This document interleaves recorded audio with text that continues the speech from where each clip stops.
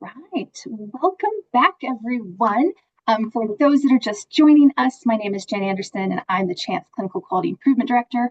I'm your moderator for today's event. The Community Health Association of Mountain Plain States, or CHAMPS, is the Region 8 Primary Care Association. We provide technical assistance to community health centers in Colorado, Montana, North Dakota, South Dakota, Utah, and Wyoming. I'm very happy to welcome you to the second session of the Region 8 Maternal Health Summit, Perinatal Mental Health, from maternal mortality to meaningful support. In addition to health center staff and folks from our state primary care associations, we have a wide variety of maternal health experts in the room today. And because there are so many of us from so many different fields, I am really going to ask that each one of you please take a moment to rename yourself. We would love to have your name, your organization, and your state. You can change your name by clicking the ellipse on the top right-hand corner of your picture. If you have any trouble with that, please reach out to Haley Donahue, labeled as Tech Help, in the chat, and she will get you renamed. As in our last session, your feedback and contributions are a really important part of the summit. So I hope you'll add your thoughts and questions for our speakers in the chat, and we will do our best to address them in today's session. This session is being recorded for future reference. And if you need technical assistance at any time in this event, please reach out to Haley, who's labeled Tech Help, and she'll reach out as soon as possible. If you're able, we would love to have people on camera during the discussion portions to create a more natural setting. We understand if you are not able to do so. Excellent. Perfect. So for Dr. Sharon Talboys, Associate Professor in the Division of Public Health at the University of Utah, will continue on as our facilitator, and she will be joined today by Dr. Robin Landwehr, Integrated Care Director at Spectra Health in North Dakota, and Dr. Marcella Smid of the Super Ed Clinic at the University of Utah. Dr. Talboys will further introduce her speakers today, and you can read their full bios included in today's handout. If you haven't done so already, you can download those from the chat section on Zoom, and this document also includes the slide deck. And finally, I need to add that all the views and opinions expressed throughout the summit today are solely those of our speakers based on their individual expertise and not necessarily the reviews of CHAMPS. And with that, I would love to turn it over to our speakers and Dr. Talboys. Great. Thank you very much, Jen, and welcome everybody. Good morning. This session today will discuss maternal mortality, perinatal mental health, and substance use disorder, and will feature best and promising practices for screening, referral, wraparound services, substance use disorder services. And it's my pleasure to be able to introduce our speakers today. First, we've got Robin Landwehr. She's a licensed professional clinical counselor in North Dakota and is also licensed in Florida and Oregon. She serves as the Integrated Care Director at Spectra Health, where she supports integrated behavioral health services in an FQHC using the primary care behavioral health model. We're really pleased to have Robin here today, and she'll be our first speaker. Our second speaker today is Dr. Marcella Smid from the University of Utah.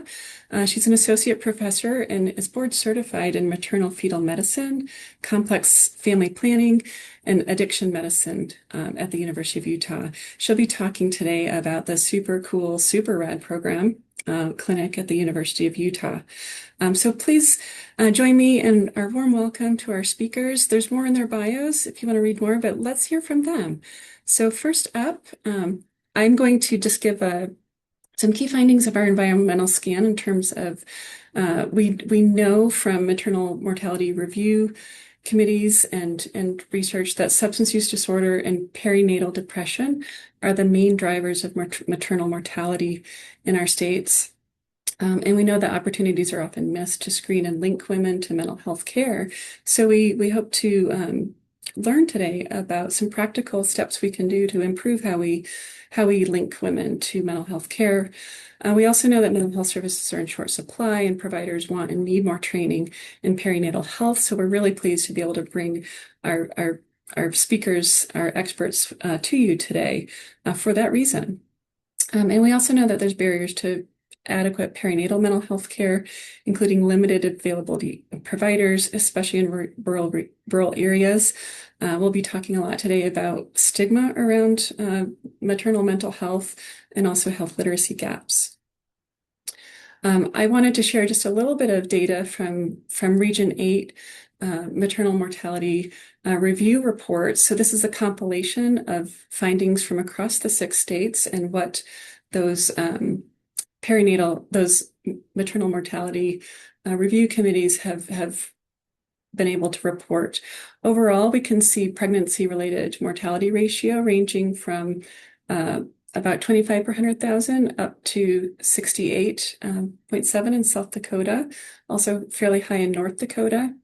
And you can see the leading causes in the middle, a big driver of those being mental health related and substance use disorders, and death by suicide. And unfortunately, they also note we have many key disparities. Often a disproportionate amount of women from Native populations are much higher risk, and in rural areas being more vulnerable to poor outcomes. And the reason we're talking specifically about maternal mental health today is here's a depiction from Utah data about when these deaths occur. So for pregnancy-associated maternal mortality, here we have an N of 87. This is and pregnancy-related with 38 deaths.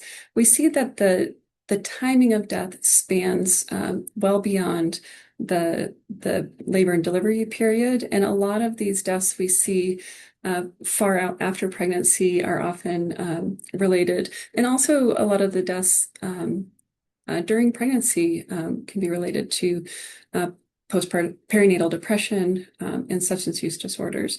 So with that, I just wanted to lay the background out about what's happening, some of the trends. Here are a couple quotes from folks we interviewed with our environmental scan assessment. Here's one saying that it's overwhelming how many women in the postpartum period die by suicide. I had no idea before I was on that committee, and expressing clearly that the concern that many could be falling through the cracks. So with all of that, I'd first like to invite Dr. Robin Landwehr to kick off her presentation. So, Robin, I'll give you a moment to transition your slides.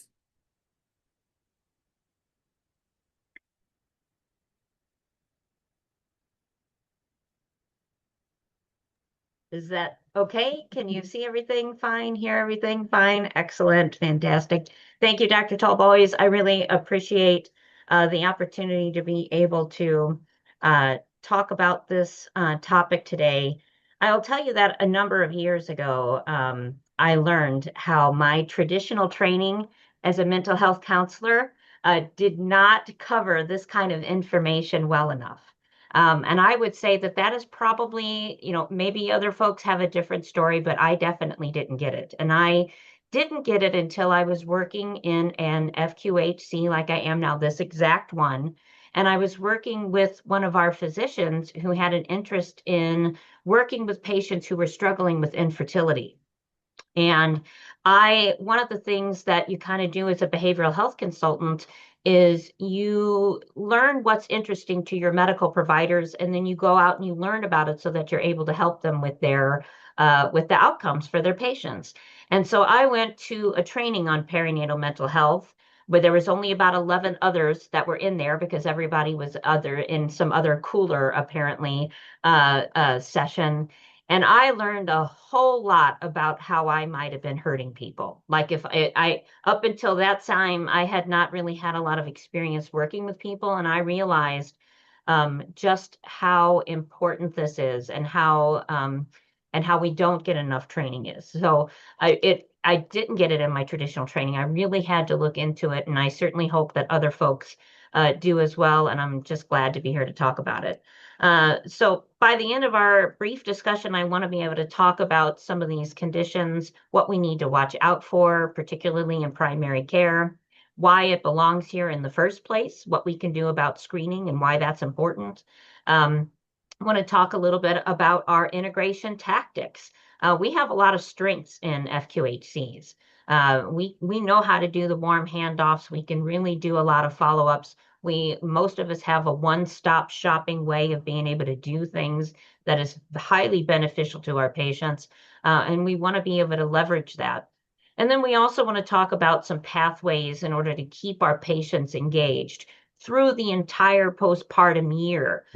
There are still folks who really only look at postpartum as being like those first few months. But as Dr. Tolboy, we talked about, like that is not the only time that we see problems happening. So we want to be able to cover those things. And why does it belong in primary care in the first place? Honestly, because there is a high prevalence. It's certainly not just an issue of something that's going on in the first 6 weeks. And I will also say that primary care is where people end up. They end up in primary care far more than they do in specialty mental health. This is where people go. This is the people who they trust. I often tell people when they ask me why I do my mental health specialty in primary care, I tell them that, well, when they ask the famous bank robber, William Sutton, why do you rob banks? He said, because that's where the money is. And I tell people I am in primary care because this is actually where mental illness is. This is where it shows up. There's a reason it's the de facto mental health system, in our country. So this is actually where it is, and we have an opportunity to do a lot of good work. So about 1 in 8 women are going to report postpartum depressive symptoms in the United States. That's a lot. That's really important to pay attention to. And oftentimes these symptoms don't show up necessarily right away. One study showed that about 57% of women with these symptoms, who were showing symptoms at 9 or 10 months, did not report those symptoms in between the 2nd to 6th month. So range. So that means that if we stopped asking those questions, we might have missed something very, very critical. So we really need to be thinking about this throughout that entire postpartum year. And the stakes are very high. When we neglect this, when it's not being seen, Dr. Tallboy's, statistics demonstrate this. There is the potential for a loss of life and a lot of damage that can be done. So we need to be treating these conditions efficiently. And we also know, as has already been stated, that these mental health conditions are a major underlying factor of pregnancy-related deaths.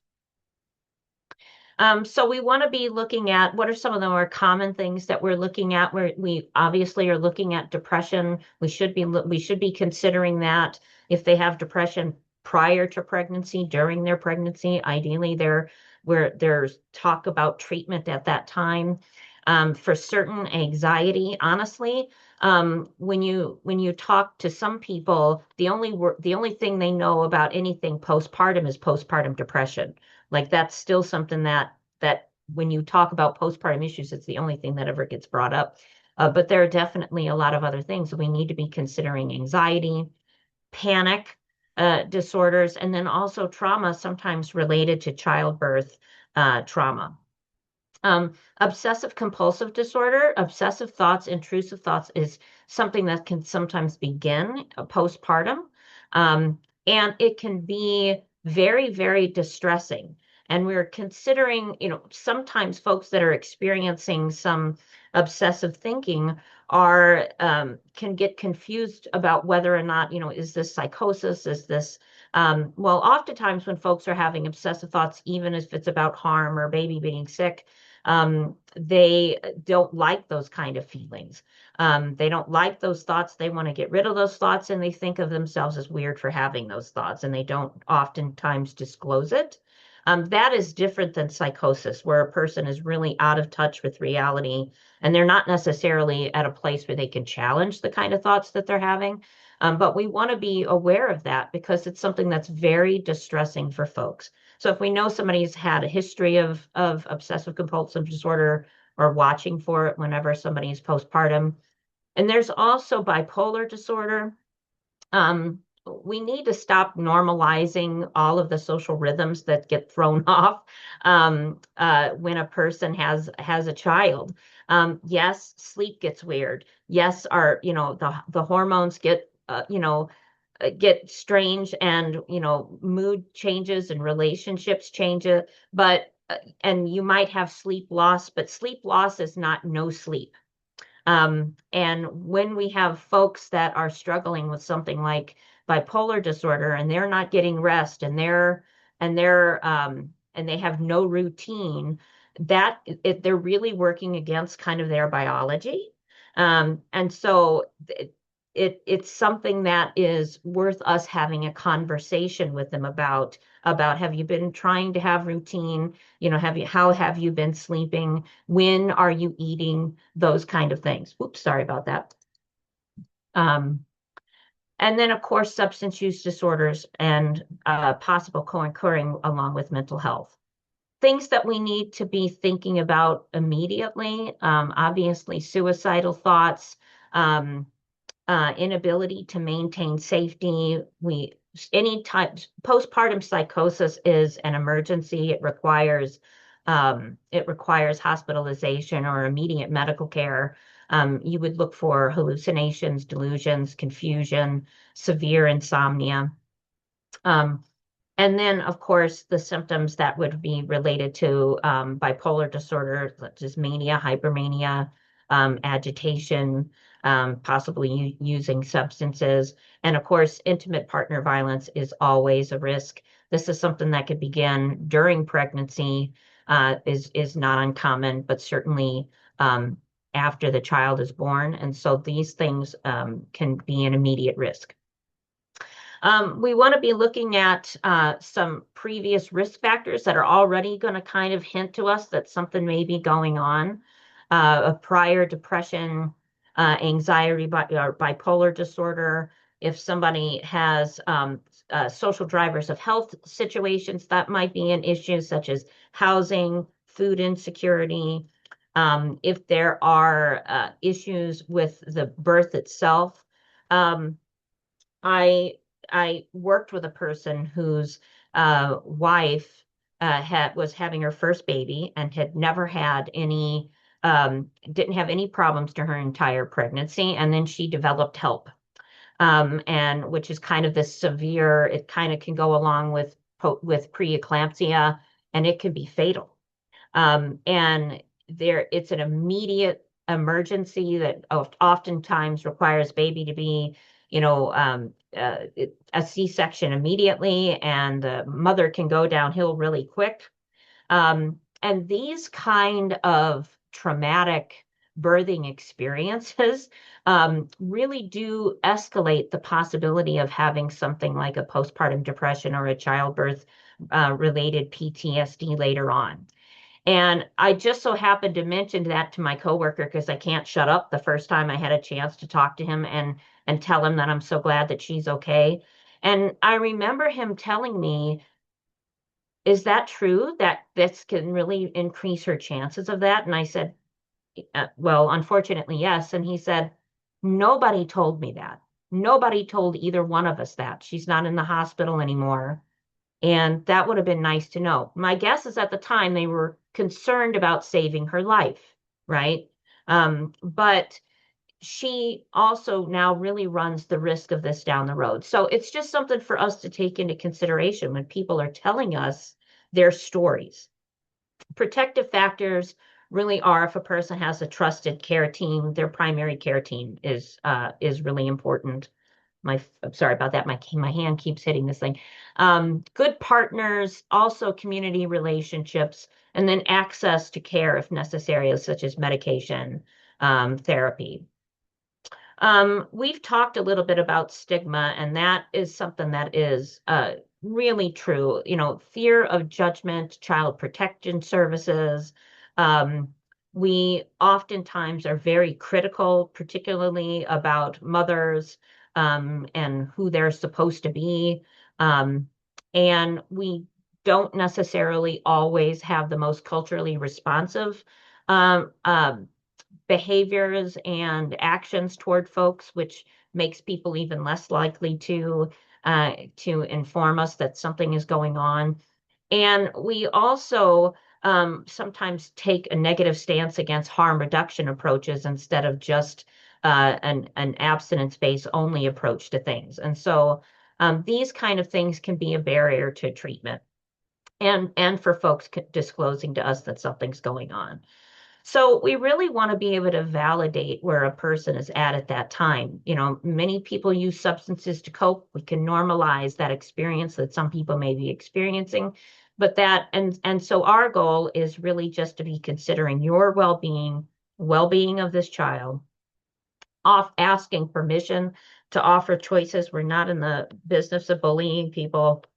And then avoiding labels and being mindful of the kind of language that we use about mental health and folks who may be using substances. We want to be focusing on safety and recovery, and connection to care. That should be our primary goal. Primary care, it can do a lot. We oftentimes screen universally for things such as depression. We could be screening for IPV, intimate partner violence, and we can utilize different things such as SBIRT, warm handoffs, and we could be addressing those barriers, especially those social drivers of health barriers, if you have social services staff that can help with those. These are just some general ideas about timing to be looking out for possible symptoms. Obviously, things can be different for each person, but we notice baby blues is up there. Baby blues is something that happens, and it can be uncomfortable for folks, but generally that's going to resolve itself in about 2 weeks. And so we want to be watching for that. But if it starts to get worse, if it starts to show other types of symptoms, then we may be thinking about more like a postpartum depression. Remember that I mentioned that postpartum psychosis is an emergency, and that person's going to need help. So that can begin within the first 2 weeks, often within the first 3 to 10 days, but we don't want to rule out anything in that time period.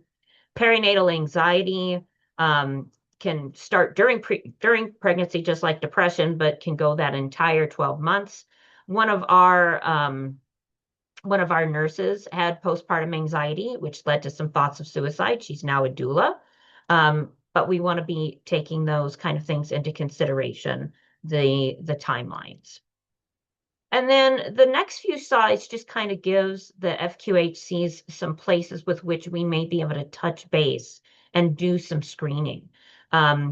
Obviously, we're looking at pregnancy, but at these different types of visits that we may have over the course of that postpartum year. In addition to that, what we have started to do is we've actually started to, because we have a pediatrician here, we've actually started to do screening with like that 2-day visit, and then, the several days out visits with the parents, in order to be able to get in right away. Sometimes they may miss their own visit, but quite often they'll get the baby in for a visit. So it's a good place for us to be able to do screening. So this just gives some information about timing, when you can do it, during those different visits, the types of tools that you can consider, such as the PHQ-9, the GAD-7. I also mentioned the Edinburgh postpartum depression screen. Those are all screenings that you can use. And we have some ideas for a workflow. It's really going to depend on your particular place and the kind of capacity that you have.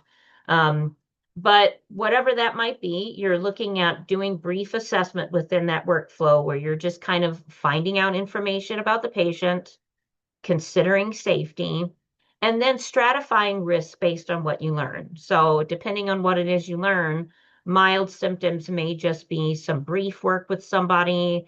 Moderate might be they might need some medication. And then we're also obviously considering high risk situations where we may need to act immediately for them.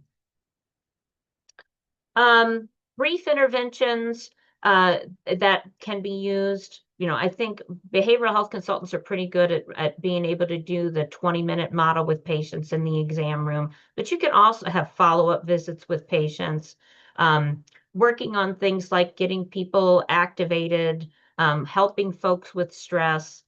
Medications, I think this is something that's probably important. is that there's still this thought that nobody can take medications when they're pregnant or when they're breastfeeding. So I think those are important conversations to have with their provider. Um, and then also making sure that we're doing follow-up, and again, that we're considering culture and using an equity lens whenever we're working with patients. That's kind of the same thing I was saying about risk stratification. And then this is really just kind of an idea of how a possible workflow could look, from check-in with maybe your medical assistant, maybe they're the ones doing the screening, to the PCP coming into the room and reading what the screening tool said, and normalizing and engaging with the patient, and possibly doing some kind of medication and follow-up plan, and then bringing in the behavioral health consultant to work on things like skills and coping, working on referrals, and then other types of, possible needs that the patient may need, like transportation. Your clinic may have the ability to have a registry that you want to be able to work with folks within, such as, folks in the postpartum period. So this is really going to depend on what kind of workflow you can have. But this is just kind of an idea of one. Same kind of idea this. This is just basically saying that it's a good idea to choose the tools that work best for your agency. And being consistent with that and using that as a pathway through. Standing orders are very, very helpful. Our standing orders in our clinic is that if a person has a PHQ of 10 or greater, or if they score positive on question 9 for suicide, for anything, then that automatically generates a visit with a BHC. So we're really just trying to make access easier in this situation too, such as reducing friction.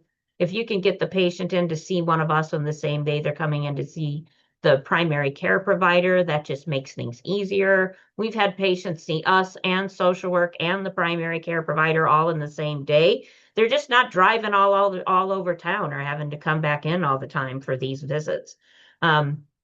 And then obviously utilizing our different community and definitely doing a lot of team-based care.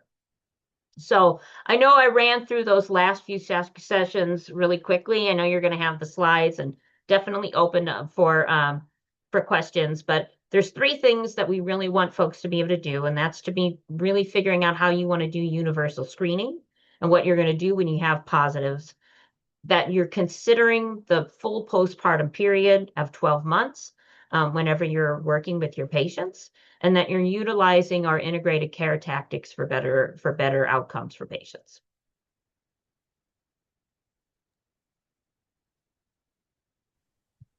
And that's me.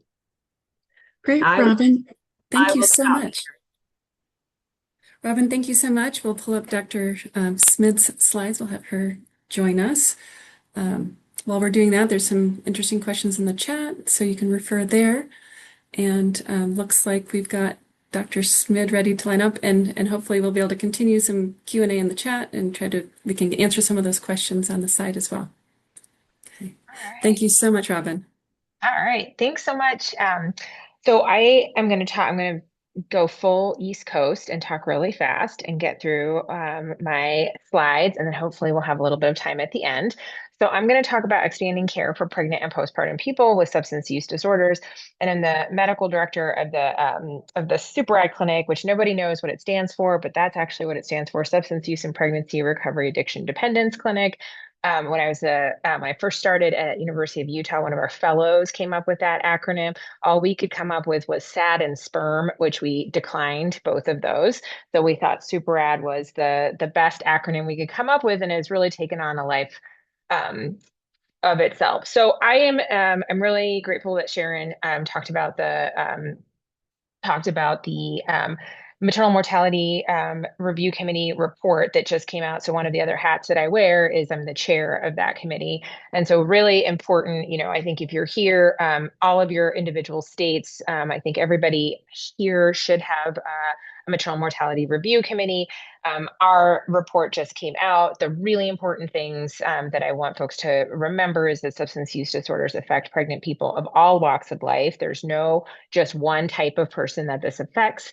It's the leading contributing factor for maternal deaths during pregnancy and the year postpartum. And that is really important because the vast majority of these deaths that are substance related are in the postpartum period, which is why this integrated care and our model that goes out to at least a year postpartum, if not sometimes longer, is really important. These are just some figures from that report. And what I want to highlight in this figure is that, so, we often see suicide, accidental overdose, injury, other medical conditions, cardiomyopathy, embolism. I can tell you is on this committee, and I was there for every single one of these 87 reviews, is that there are substance use. So the substance use disorder, there are deaths that are cardiomyopathy that are substance use related. There are deaths that are other cardiovascular complications. There are accidents, right? So it's not just most people say substance use disorder overdose, right? Or substance use disorder intentional suicide, but it's really baked in. It's baked into a lot of other different deaths, and so that's why we really highlight it in our report as such an important contributing factor. So these are the important things that we recommend as the Utah Maternal Mortality Review Committee. And I can tell you, like, this is not one of my passions and research interests is maternal mortality review committees and the process. So I'm highlighting Utah's, but I'll tell you whether you're in Colorado or New Mexico or New York or Florida, like these are the things that all committees are. This is really a national recommendation. So screening all pregnant and postpartum people with substance use and mental health. And things pop up, right? Things change, stressors change, exposures change. So if it's been done once in pregnancy and you kind of get that, right, where like as OB clinicians, we're very checkbox driven. And so if you can like do one thing in systems is like getting that checkbox in there, even in that postpartum period at those intervals that Robin had kind of suggested, connecting people with substance use disorder, both with prenatal care, ideally, if possible, perinatal addiction services. And so I'm going to talk a little bit about our integrated model and then substance use treatment, including super important peer recovery services. So those are folks with lived experience. Medications for opioid use disorder. So for those who have opioid use disorder, life-saving, right? Like this is the thing that I want people to like, these are medications. And when we think about an albuterol inhaler can be life-saving for a person with asthma, methadone, buprenorphine, naltrexone, these are life-saving medications for people with opioid use disorder. And they are absolutely recommended in pregnancy and in the postpartum period. So I often will like rail when people are like, well, I'm not comfortable doing that. And I'll be like, I don't care about your comfort. I really don't, right? And the data doesn't care about your comfort. Like the standard of care is this. And so you need to say why, like you would, as a clinician, would never say, well, I'm like uncomfortable prescribing albuterol. So why are you, right? Like we can't use that excuse. Like I'm going to need 10 years ago, maybe I was a little bit more gentle with my response to that. And now I'm a little more like challenging and inviting to come in. Like, what is the barrier? But your comfort is not the titration that we're going for here because we got an epidemic that is killing people. And then naloxone should be readily available for all people with substance use disorder. So I think this part's really important, especially in our District 8 Intermountain West. We have a real problem with opioid and methamphetamine. And there's a lot of fentanyl in our methamphetamine. So people who don't are like, well, I don't really use opioids. They're like, well, about 10 to 15%, and sometimes higher of the methamphetamine has fentanyl in it. And you're actually at the highest risk of having an overdose, an unintentional overdose, because you don't have the tolerance that a person who's using opioids. So really it should be not just people with opioid use disorder or opioid use, really all people with substance use disorder and talking about it. And like, then you just say like, okay, I'm going to give you naloxone, fine. If you're not, give it to your friends, right? Like this is the thing that we want people to distribute. We want people to be handing out because you can't give it to yourself. So, to really highlight, and I'm going to try to keep, oh, I got 10 minutes. Okay, I can do it. So the chain of risk, and we think about in maternal mortality review committee, a chain of risk. And so stigma and shame really leads to delayed care. So pregnant people with substance use disorder often put off prenatal care because they're afraid that they're going to be stigmatized or shamed for either past or current use.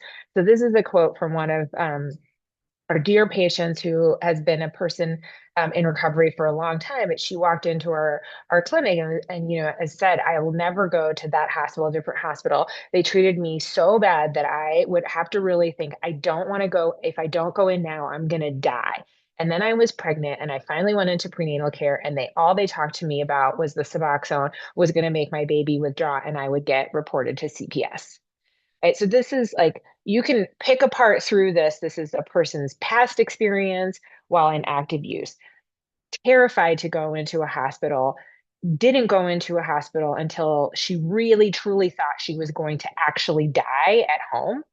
Went in, got some kind of care, later came into recovery, got into prenatal care, but even that was so hard for her. And then she's on this life-saving medication, and the approach is, well, we're going to report you to CPS, which is the thing that people are terrified of, right? Let me just be extremely clear. Like, the question is, if they're not asking the question, almost everyone is thinking, are you going to take my baby away?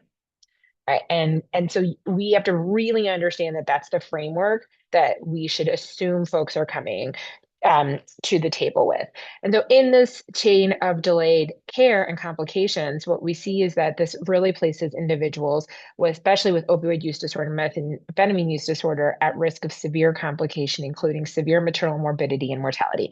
And so severe maternal morbidity is the stuff like you are knocking on death's door, right? That's not, when you hear that term, that's not you died, but you almost died. You could have died. It was really close. Like, these are things that kill people.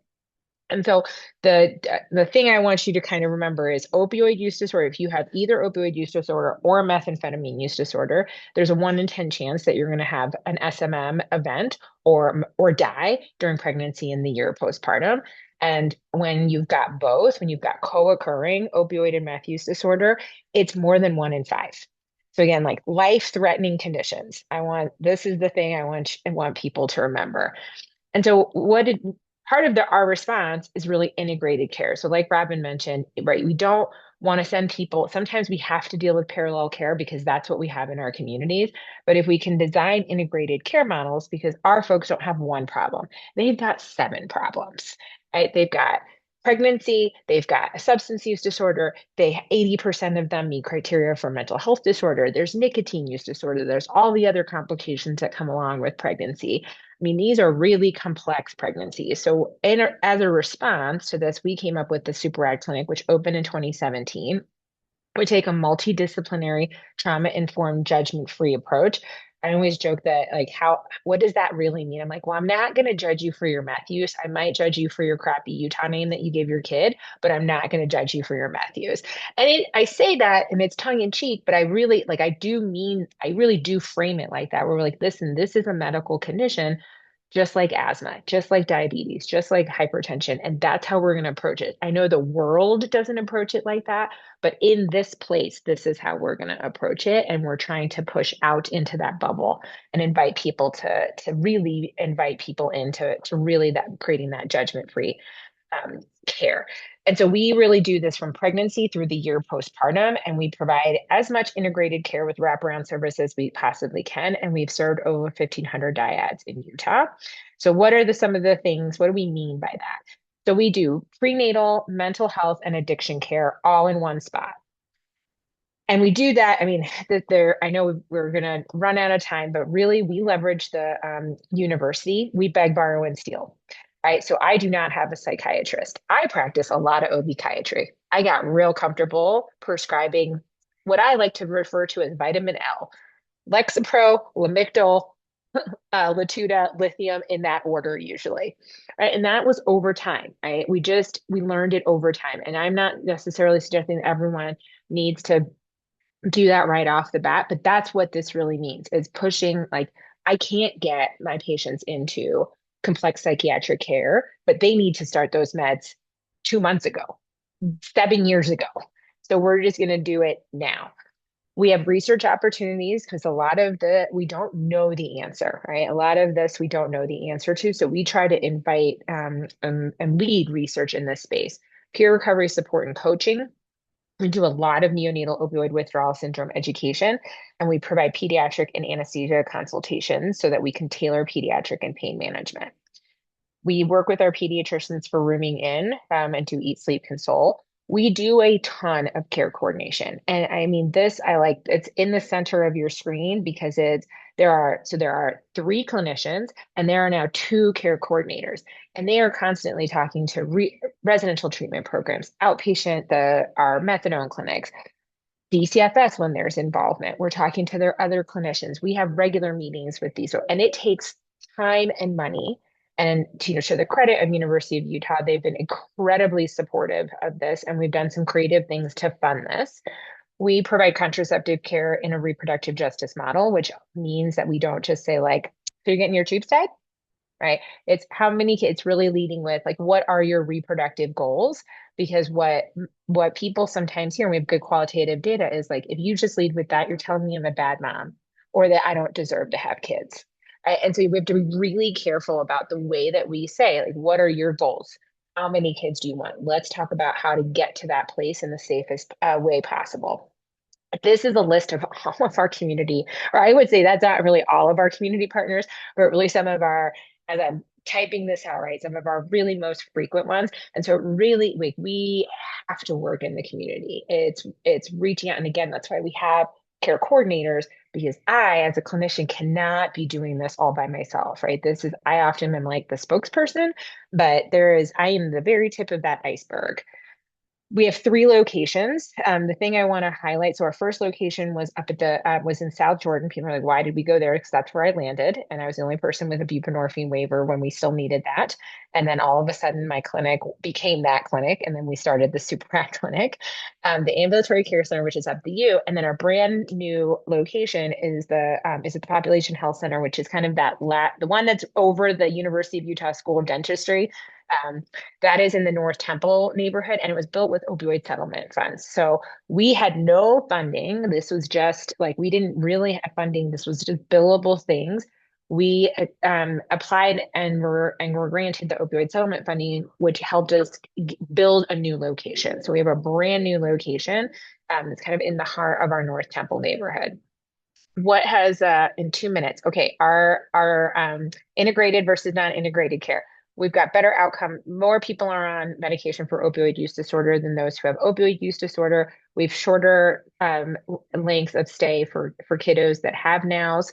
We have a 60% postpartum visit rate within 8 weeks of delivery. And I want to say, like, that's probably the thing that I'm like the most proud of, and a decrease in postpartum hospitalization, because that's right. Like, as you saw, like, postpartum is where these deaths are happening. And so we are engaging these moms. People are like, oh, we made it through the pregnancy. And that's when we start to hover, because it's really like, that's when we see these deaths happening.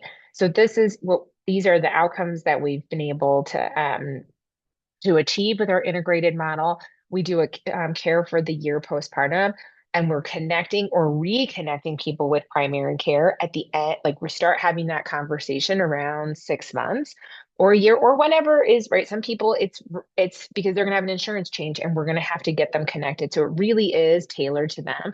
And then the door is always open for us. We say that we have the Super mammogram clinic, which is, we're gonna be ordering your mammogram as well, because this is where and we do a lot of, especially for long acting injectable medications, because there just aren't a robust number of providers. We're seeing people years out stay with us because we're able to provide that service for them.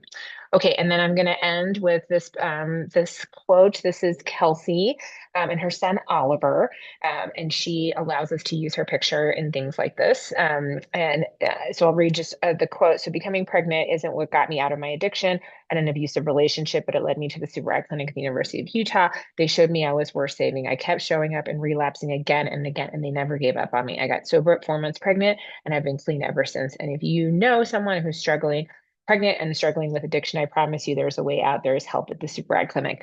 The point of this quote is to say the most important thing about the care is to say the door is open, right? It's not too late. The only time it's too late is when you're dead. that is the only time it's too late.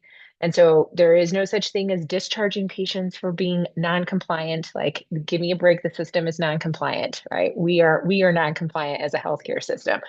Really, we want to, that's the wraparound service to, and even if you're a solo provider, right, keeping that door open and being able to keep the communication lines open. Okay, there we are.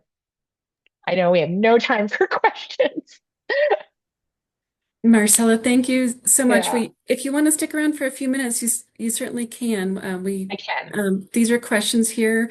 If you can also, if you keep your slide up and go to the next slide, let's keep it open for a few minutes. We have a little wiggle room for questions, and these presentations, Robin and Marcella, thank you so much. Like, this is a wealth of information and really, really timely. I love what you had to say. So let's open it up quickly for some questions. And also, there's a lively chat going on, so we can also continue there. I can't see the chat if I have it on presenter mode. So if there is anything for me to Okay. answer, please let me On the know. chat, people are putting in good resources and information. Yes, we've got a really great chat. Some folks are responding with some resources, which is great. One that's a little more difficult is Tracy Pohl has a new organization, and she's looking to connect with clinics and providers who are exploring the intersection of food insecurity and pregnancy, and their current approaches to screening and referral. So for those that are perhaps using Prepare to gather those social needs, are any of you guys taking a look at those social needs relative to your maternal health outcomes? So what I would say is that we're fortunate enough to have a social work department, social services department. So all of the prepares that we do, every time we have an established appointment or anytime a person comes in, we do a prepare. And our social services folks take a look at that, and they reach out to that person and they begin to start offering services to them. And then, of course, if there's anything else in the building that would be useful to them, let's say that they acknowledge a substance use disorder, or if they need some other kind of help, they get them, hooked up with that. We also have a partnership with a food bank. So we actually have food bags on site. So when folks screen positive for food insecurity, we're able to give them boxes of food right here. So because again, we can give folks a list of places to go to get access to food, but today it's minus 37 here. And so if we're just able to give them some food before they leave before they leave here, we try to do that. So for right now, mostly we're using the Prepare, and our social services is doing follow-ups. I guess I'll highlight. So part of the reason that we expanded to that third location, then I talked about the population health center. So that's in a community in Salt Lake, where there are a lot of what I like to term urban campers. And in that building, there's actually food pantry, so folks can get food at the clinic. And in the winter, it has been so popular. And it's not negative 37. That's legit. You are a different breed in North Dakota.